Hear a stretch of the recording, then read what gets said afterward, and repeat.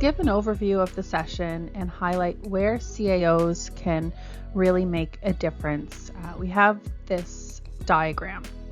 On the left side, there are goals. So municipalities and councils are duty bound to make decisions in the best interest of citizens. And of course, ultimately, prosperous communities are one of the major goals.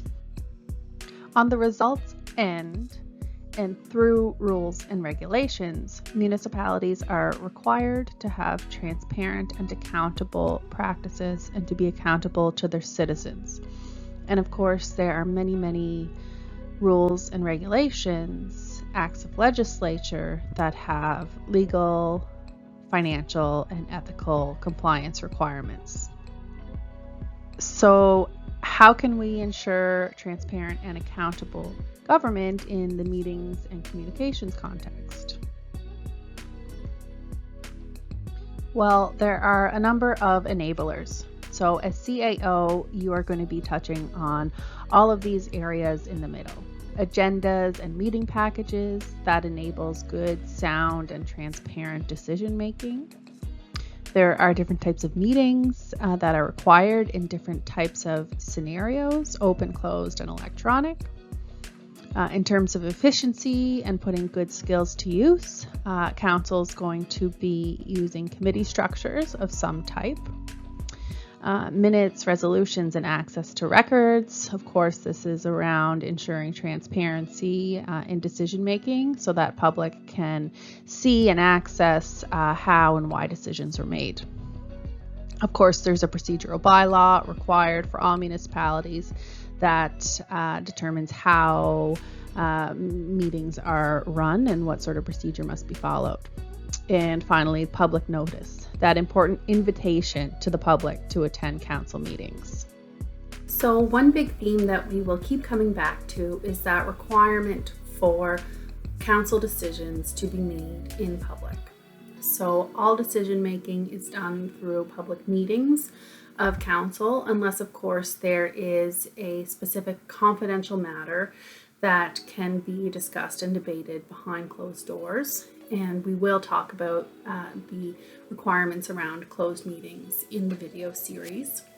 But ultimately, having the public know when and where council is meeting is really important. And then creating a welcoming and inviting environment for the public to attend and participate is part of that purpose of council, to encourage public participation.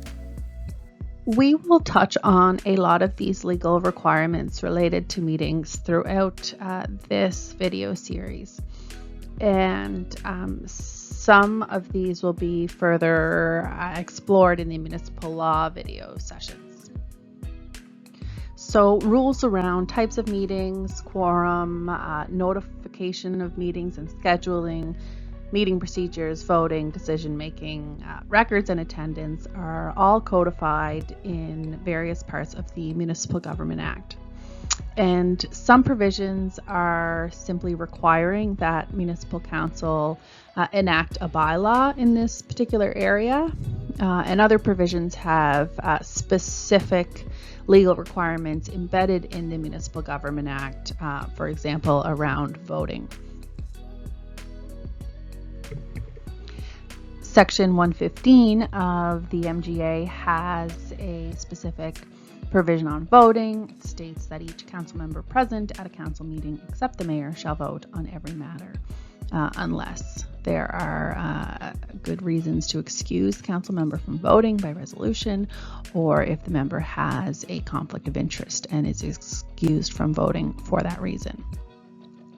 Section 113 of the MGA deals with quorum and notes that a quorum is required at all times for council meetings to take place, as well as council committee meetings. Section 116, you'll find provision around minutes of meetings, so that would be your meeting records. So understanding all these legal requirements related to meetings is really important. The video series that follows covers many specifics around council and committee meetings, but as the CAO, You will be in all kinds of meetings with other stakeholders and staff, and so being able to recognize the hallmarks of efficient and effective meetings will become part of your job. And making sure there are resources and enablers in place that provide for efficient and effective meetings, because we have all been in ineffective or inefficient meetings, and it can be very frustrating. So some of the key enablers or signs of good meeting practices involve having a well-designed agenda, having good, strong leadership. So whether that's your mayor leading a council meeting or another chairperson or leader in a stakeholder or staff meeting, and making sure that there has been good preparation that is appropriate for the type of meeting that's taking place. Effective meetings result in clear and transparent decisions, so nobody's leaving the meeting thinking, okay, what did we decide, or what are our next steps? Making sure that there are good procedural guidelines in place. So for council meetings and committee meetings, this would be your procedural bylaw. And a more practical consideration for effective meetings is making sure there is comfortable space for everyone to sit or stand, and that there's adequate equipment and resources. So making sure if there is a presentation that the projector or computers are working properly to display the information.